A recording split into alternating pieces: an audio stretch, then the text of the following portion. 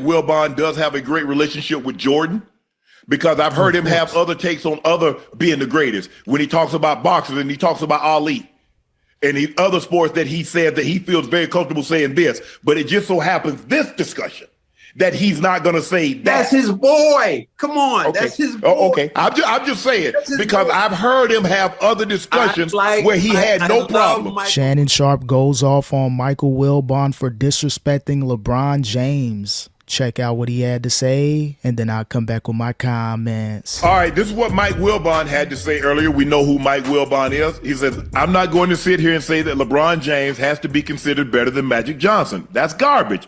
I'm not going to say LeBron James has to be considered better than Bill Russell. That's garbage. I'm not going to sit here and say LeBron James has to be considered better than Kobe Bryant. That's garbage. LeBron James is one of the greatest players of all time in all team sports. I'm sorry if that's not good enough. Turn the page, get over yourself. In other words, I'm not going to proclaim and support and wave LeBron James' flag for greatness, but if I say he's less than number 2, that's not good enough for you. To hell with you. Ooh. Wilbon crashing out. He don't like that just because you put LeBron in number 2. That's like an indictment on his whole career. Like, how dare you put LeBron in number 2 and he can't be number 1? At the end of the day, man, Jordan's undefeated. LeBron's still a very good player, maybe top 5 or top 10. If you really want to be picky, he could be about 7th or 8th all time. So it is what it is. If he's number 2, congrats to LeBron, but he'll never be better than Michael Jordan. Well, I mean, if you're not going to say, so why would you say he's number 2 if you're not going to say he's the greatest? You're not going to say he's better than those guys that you mentioned. Why would you even say anything about him being number 2?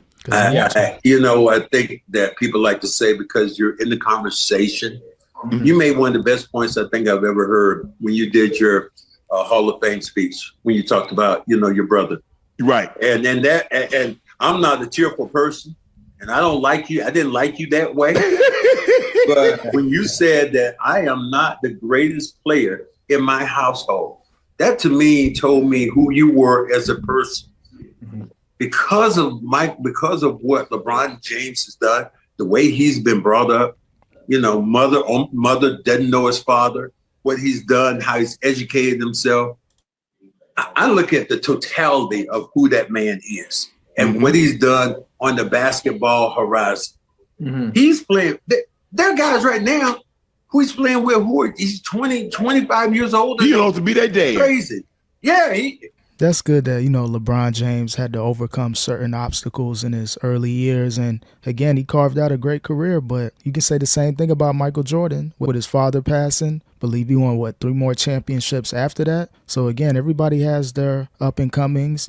Some people grew up a different way, but at the same time, everybody has something to deal with. So if you want to say that's a part of him being great, cool, but does that mean he's the GOAT just because he grew up a certain way without a father? So I think they're just trying their best to protect LeBron James' legacy and have him surpass Michael Jordan, but it ain't gonna work.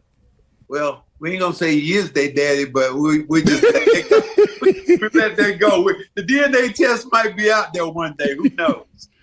Hey, you know what's funny though, Uncle Cornbread, when you think about it, I think about the conversation when it comes to the greats, when it comes to sports.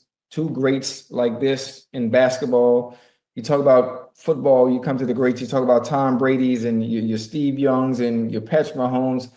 The Jordan LeBron conversation to me is one that will never end. Nope. That's based on preference, on who someone likes. And I think the conversation itself is something that will continue to go on and on and on. It will have a never ending story because there's so many variables that go into it and what people, to them, makes that individual their GOAT. Yeah. At the end of the day, man, that whole GOAT debate is getting played out. I get it. The first 20 years was cool, but LeBron about to retire soon, so what more do you really want him to do? He did what he can do. Don't think he's going to win another championship. Had an opportunity this year with Luka. I thought they had a chance this season, but they kind of got destroyed by Anthony Edwards, and Anthony Edwards destroyed LeBron James' legacy. Them losing that way to the Timberwolves, it was a stain on his legacy. I think it's like one of those things that I personally would stay away from because it's a never-ending debate. It's like 3 things that I've always stayed away from when it comes to being on a certain platform or any platform for that matter, that it's never ending. Race, religion, politics. in politics. Wow. It's never ending, and it can go on, and depending on who you talk to, you could be there for 24 hours because there will always be something to discuss and something to talk about. And that LeBron Jordan debate, man, is just one that just. But you'll never see the light of day. Yeah, sometimes you just got to cop out. I agree with Ocho, man. Certain things you can't really have a conversation about because it's just a never-ending journey. Some people want to have that conversation. Maybe some people getting paid under the table by Clutch Sports, but you just never know. But I don't blame Ocho for stepping away from this conversation. Here's the beauty about that he's in the conversation. If you're one of the top 5 players that ever to play the game, period. Top 10 for Bron. That's enough for me. I don't need no more than that. You don't need to be whoever the best. No, he's one of the top guys to ever lace his shoes up.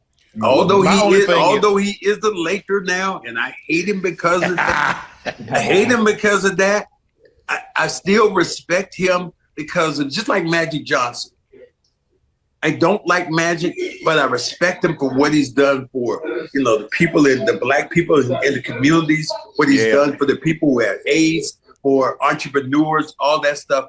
I respect him for that. Now, if I would do this, if I wouldn't give him a glass of, if he was on fire, I wouldn't pour the water on him. I drink it because that's how I hate that dude. Damn, all the smoke.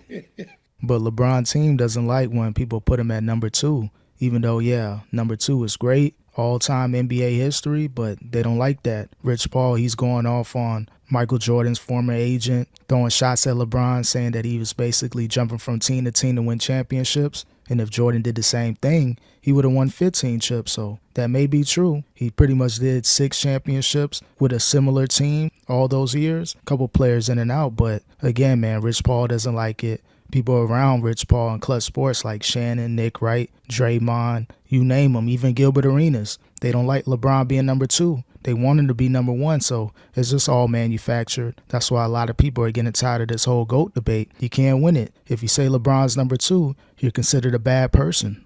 I just think look, it's easy to say that because I think Wilbon does have a great relationship with Jordan. Because I've heard him have other takes on other being the greatest. When he talks about boxers and he talks about Ali and other sports that he said that he feels very comfortable saying this. But it just so happens this discussion that he's not going to say that. That's his boy. Come on. Okay. That's his boy. Oh, okay. I'm just saying because boy. I've heard him have other discussions where he had no problem. I love Michael Wilbon, but that's his boy. Mike is his boy. Mike in Chicago. Michael Wilbon in Chicago. You can't go against that man. And I get it. At the end of the day, everyone's going to be biased toward their homie. Like I said, you're more biased toward LeBron and Clutch Sports, but you haven't really heard anything from LeBron as far as Shannon Sharpe's, situation he's going through. So hopefully LeBron doesn't step away because Shannon Sharpe, he's still going all out for LeBron. Does LeBron James still have Shannon Sharpe's back? Will LeBron James ever appear on Club Shay Shay? Will Shannon Sharpe appear on his platform? So it's cool to rock out and be cool with people, but are they going to have your back when you're going through all these controversies? Yeah, say that. Yeah. Because a lot of time when people ask me a question, man, I'm biased. Yeah, I played with John Elway, so y'all want me to say, no, come on now. Yeah, my brother, in certain situations, I'm biased. I'm not going to be able to, I can't separate it. Most of the time, I can be objective.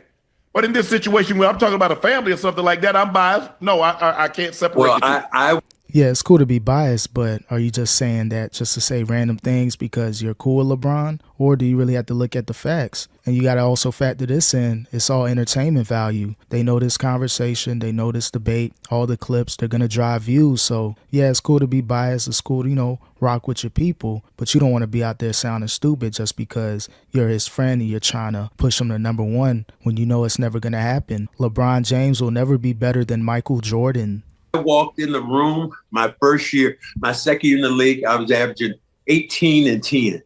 There was a white guy that came on the court for our first practice, and I gave him a clap like this. Great White Hope. And it was Larry Joe Bird. Let me tell you what, by the time that practice ended, I went to the first black person I could see. I said, you know what?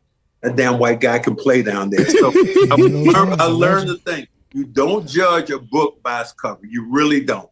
And you know, God's a funny God. God doesn't give me one, but God gives me the two best white players ever to play together in Bird and McHale.